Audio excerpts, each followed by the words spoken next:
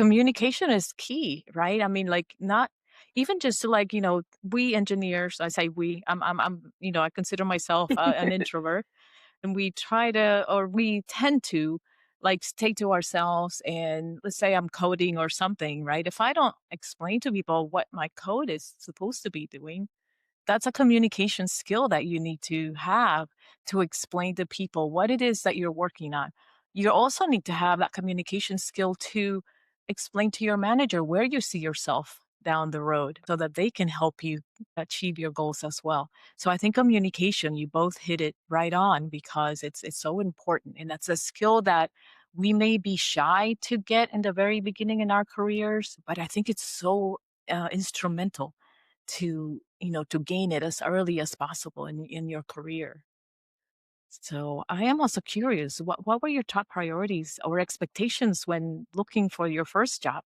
Maybe salary. You mentioned you did mention, you wanted to make some money, which is, that's why we work, right? We want to make some money. But did it go beyond that? Maybe you wanted to have mentors in that line of work, or more flexibility, or something else. And anything pops into your mind right away? Saying yes, salary, yes, for sure. But beyond that, deeper than that, I've always been a nerd. So it was really about growth, wanting to learn, wanting to be challenged and in environments that really stretch me intellectually. It's still the same thing now, too. I was always looking for credibility roles that would really build like a very strong foundation and open doors for later. Thinking Mhm. about the next step. What competencies do I need to get? What skills do I need to really like hone in on? Right. So in reality, those were expectations were probably partially met, but not Mhm. always in the way that I imagined that they would be met. I learned about mentorship, sponsorship, and development. Really, it doesn't always come all packaged neatly. Sometimes you have to actively seek mentors. You have to Mhm. actively ask for feedback. You got to create learning opportunities for yourself and upskilling opportunities, etc. So the experience taught me that career growth is really less about finding the perfect first job. I honestly don't even really think a perfect job exists, Mhm. but it's more about how intentional you are once you're in the role. That's so interesting. I had a very different experience.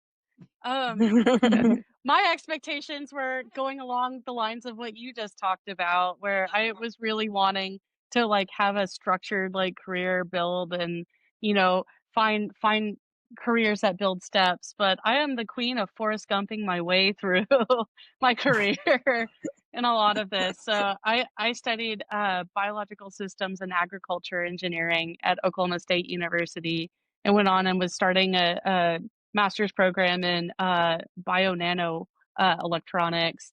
And my research professor, um, my research professor wanted to go on and he had a dream to bring the magic of 1553 to agriculture. And his dream was incredibly inspiring. And at the time, I think it would be remiss to, especially in the millennial generation, to talk about this area of time without realizing that when a lot of us were graduating college, we were in a recession, a pretty bad recession, and job hunting Mhm. was really difficult at that time. And so a lot of us, the goal was to get a job. And my research professor, I got lucky because he was so inspiring and so passionate about the things he wanted to do that I ended up leaving grad school to follow him to my first job, um, more to focus on that innovation. And I really wanted Mm. to go with him to change the way people thought about agriculture and change the way people thought about electronics and technology and the development and Mm. processing of agriculture. So, a lot less structured, and then Wow. as I've gone through my career, I've learned a lot of things I've loved. I've learned a lot of things I hated. And, every things kind of happen through the process, and I think what makes me one of the things that makes me so good at my job today is the diversity of the experience I've had coming from a lot of different backgrounds. The agriculture industry is very different than the aerospace and Mm. the private sector space industry.